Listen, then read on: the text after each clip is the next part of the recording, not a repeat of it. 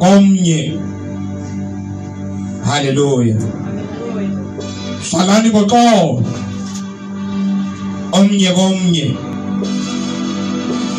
Uyabona nje basele iqaqobana nje singabantu abadala sibahlanu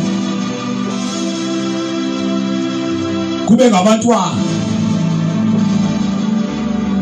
khona inkonzo ezigcwele njengabo oyawufumanisa uba uxolo kalukho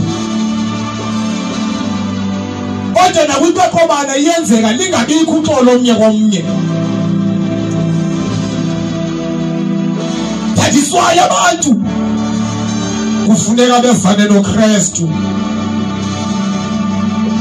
ube khona uxolo komnye komnye. Mthanda umzalwane wakho. Hallelujah. Hallelujah. Ayisashumayela namhlanje. Namhlanje funda mina ubezela verse 14. Ndiyanibongoza mawethu. Yeah. Bakhalimeleni abanxaxhayo. Ndiyanibongoza mawethu. Bakhalimeleni abanxaxhayo. Ngoba lento ndiyithethayo ndithi kube khona uxolo omnye komnye ayisukwenzeka. Kukhona abanxaxhayo.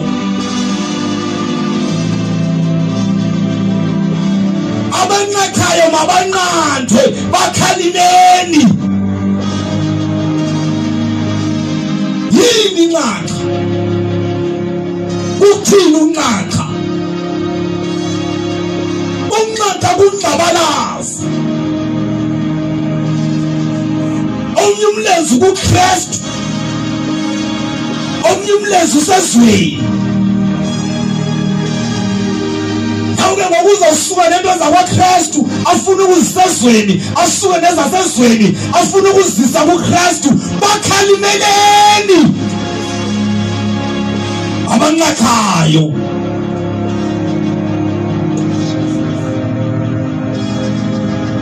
Ayithingeki lento mzalwane izakulimaza. Yemzalwana ayithingeki. Yabangcwele ndifuna ukuyithetha nje. Uyabona ba ku2022 abantu abazosurvive evangelini ngabantu abanganqaqi. Ulo unyaka 2022 uzasimisela unxaxa uzawuthonsa nzima kakhulu. Khalimeleni abanxaxhayo. Hallelujah. Uyabona njengoba sihlangene apha nje. Njengoba sihlangene apha nje lithetha ngohlobo izwi kaThixo lithi bakhalimeleni abanxaxhayo. Zikhona inkonzo engekhoyo lonto leyo bayaxelelwa uba kuzakwenzeka ntoni ngempilo zabo ku2022.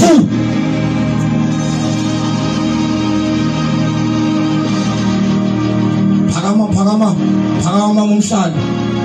Ndiyabona uThixo uzakunikeza umsebenzi kulonyaka. Phakama mamonakala. Ndiyabona uThixo uzakusikelela ngamawele kulonyaka. Phakama sizethi.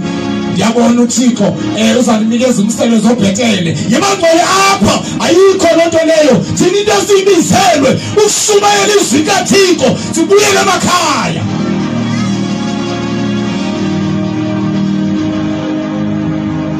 Hallelujah. Khona abantu abazalixelela uba kuzakwenzeka ntoni ngempilo zenu in future. Azunixelela lonto leyo thina. Kodwa izwi lenkosi namhlanje lizawustitsha masenze kanjani, masiphile kanjani, masenze kanjani. Uyabona ubuzela isiprofetho uzawubhideka ngoba uzogoduka mhlawumbe ungasifumananga. Kodwa uzagoduka nezwi leliqinisekisa ngayo. Hallelujah. Bakhona abantu abalindileyo babeprofethiwe. Uzofumana into ethile nyako zayo. Awunophela uJanuary. Uzofumana into ethile. Abantu bangakufumane kwayezo zinto.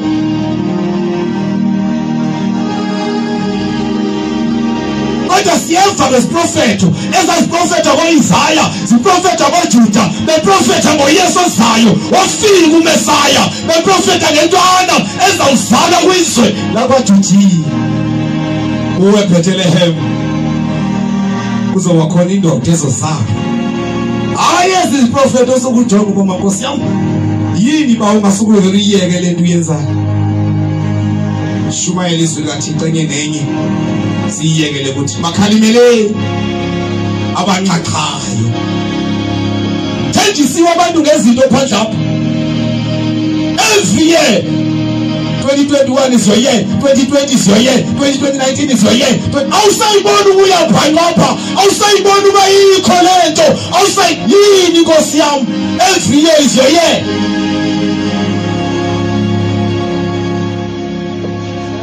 bakhalimeleni abanxaxhayo khalimeleni abanxaxhayo ayana ukwazi ukukhonza pha akhona isiprofeto zingabe ezizalisekileyo kweziwabo uziva besithubeni haleluya haleluya bakhalimeleni abanxaxhayo qhubeleka mina siyathandaza siyagoduka khona abantu abazawunixelela abancane nibakhuthaze abatyhafileyo bakhuthazeni abatyhafileyo ya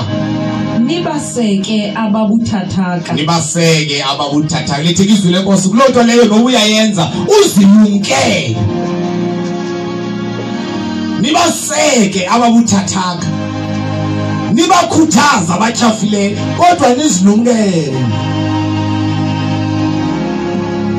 ngoba uzawusuka apha uthi uyoseka la muntu kanti ispirit esiphezulu la muntu singaphezulu awuzukwazi ukumelana uzibone sowujoyina lanto akayenzayo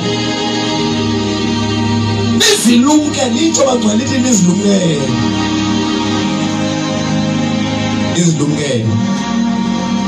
ayenza mnqanda ubani ayenza mkhupha lanto akayenza uzamjoyina nizilumkele bakhuthazeni abatyhafileyo qhubeleka msiyathandaza ngosiqebile nibaphathe ngomonde xa bebonke benomonde shumayela Timothy amaxesha avumayo nangamaxesha angavumi unothando unomonde ukhalime unqande ungayukavula isibhuqe eTimothy haleluya ngoba ingxaki iba sethweni nje bangcwele yoba uba mna yabona kwelizwe bakhulu elizwe likhohlakele manini umuntu akamtshela straight z iagenda yakhe azaqela yona nje hayi uyabona kwenzeka le angangixeleli